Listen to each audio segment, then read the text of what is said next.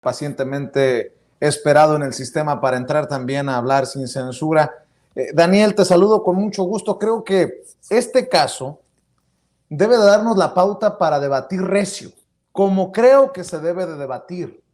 Y no porque algunos le mostramos solidaridad al doctor Ángel Valderas Puga, necesariamente descalificamos a otra persona o a otro personaje, porque veo mucho de eso. Si estás conmigo o estás en mi contra, y lo estoy leyendo precisamente en estos momentos en Twitter. No se trata de eso. Se trata de otro debate, creo yo, más amplio y profundo, salvo que tú digas otra cosa, Daniel. Te saludo con mucho gusto. Querido Vicente, querido doctor Ángel Valderas, público de Sin Censura, primeramente decirte, Vicente, que me siento conmovido por esta situación que yo no me hubiese imaginado. Primeramente señalar que a mí, si fuese acaso militante, que no lo soy de Morena, me gustaría tener un dirigente como el doctor Ángel Valderas. Creo que sería muy propositivo que un hombre con su capacidad, dedicación, fortaleza de ideas, mesura, educación, pudiese dirigir un partido estatal en el cual yo estuviese involucrado. No es el caso, pero con esto puedo diferenciar muy claramente. Yo que sin ser parte de ningún partido político, Vicente, conozco en cierta medida la vida interna de los partidos políticos desde hace muchas décadas. Incluso pude constatar en mi haber el surgimiento de 3 partidos políticos de izquierda. Yo asistí a esas convenciones, a esos grandes momentos que significaron la formación del PRD, del Partido del Trabajo y de Morena. Y creo haber contribuido en cierta medida a ellos sin ser un militante.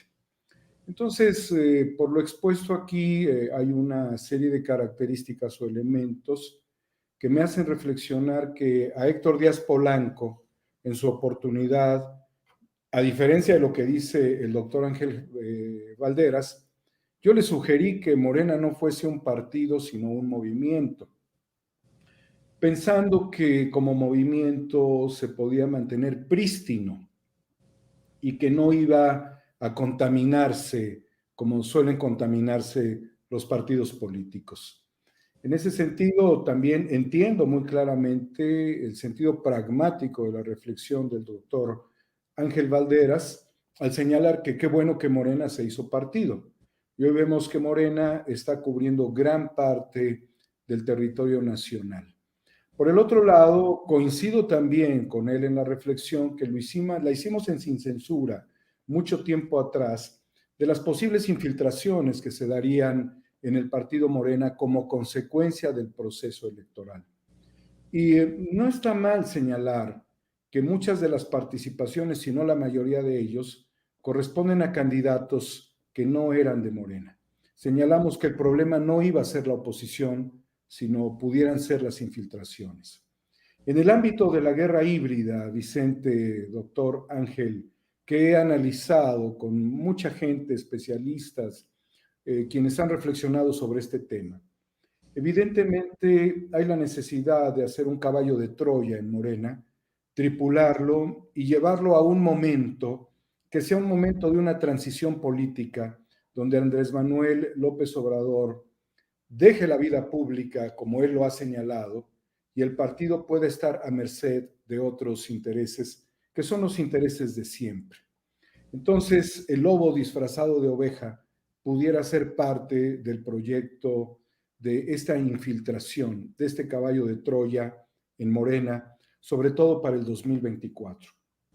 ¿Qué se necesita para que esto suceda, queridos amigos? Pues evidentemente quitar a las piezas incómodas, empezar a hacer un trabajo quirúrgico y detallado y evitar que eso que señaló el presidente López Obrador, la revolución de las conciencias, pueda estar dentro del seno del partido, lo cual sería una aberración, y que todo aquello que se llame disciplina partidaria no sea otra cosa más que la aceptación de cuadros y de proyectos ajenos al proyecto original. Esto ha generado desde ya hace un tiempo una contradicción en el seno de Morena que continúa hasta la actualidad, porque quienes se llaman fundadores de Morena tienen una discusión permanente con quienes ocupan cargos, tienen posiciones políticas, han alcanzado posiciones de representación en el ámbito de los congresos o son funcionarios públicos y no hicieron nada para alcanzarlo excepto involucrarse en el proyecto.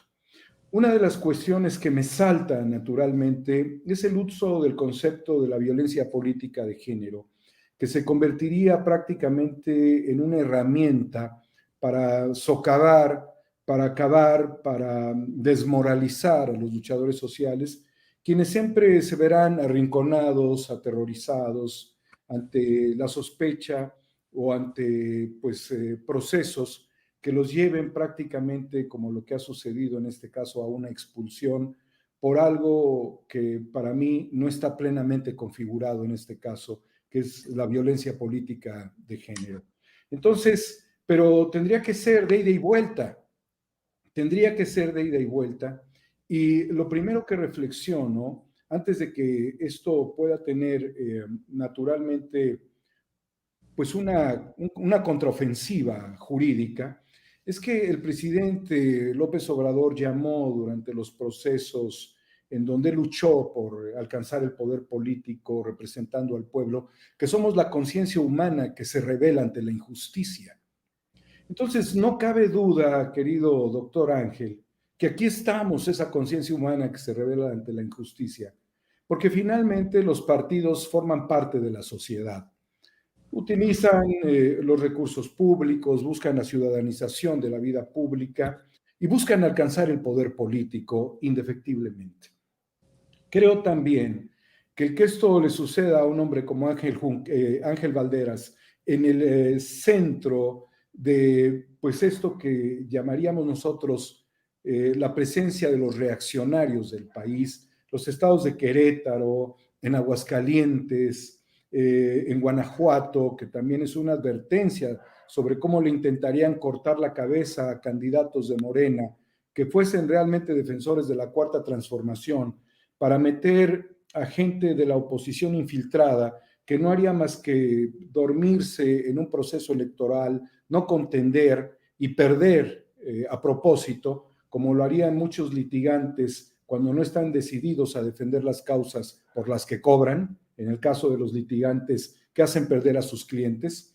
En este caso particular, me parece que es la configuración de una estrategia de desmontar esta conciencia que lucha contra las injusticias y que ha defendido permanentemente el proceso histórico. Desconozco la trayectoria política, excepto el activismo del doctor Ángel Valderas. Yo quiero suponer que es un hombre de bien, es un académico, habla que su madre está junto a él y es fundadora del partido. Y sé de una militancia férrea en Querétaro de gente de la izquierda que vive parte de esta contradicción y que no se comen el platillo envenenado que pretenden en este momento servir dentro de esta dirigencia estatal como parte de lo que yo señalaría una estrategia de guerra híbrida. ¿Qué pasa si quitan a Ángel Valderas de la estrategia? ¿Qué pasa si quitan a otros personajes dentro de este proceso histórico en donde se tiende un control reaccionario del país? Pues prácticamente Morena sería un brazo articulado a favor de la oposición. Entonces, yo iría más a profundidad en este tema. Primero, a terminar este proceso, a exponer todos los elementos que sean necesarios en la defensa y desde luego ir a otros tribunales de derechos humanos, por esto que aparentemente, y como se puede expresar, sería una aberración, sería una injusticia. Creo que insistiría en mi reflexión.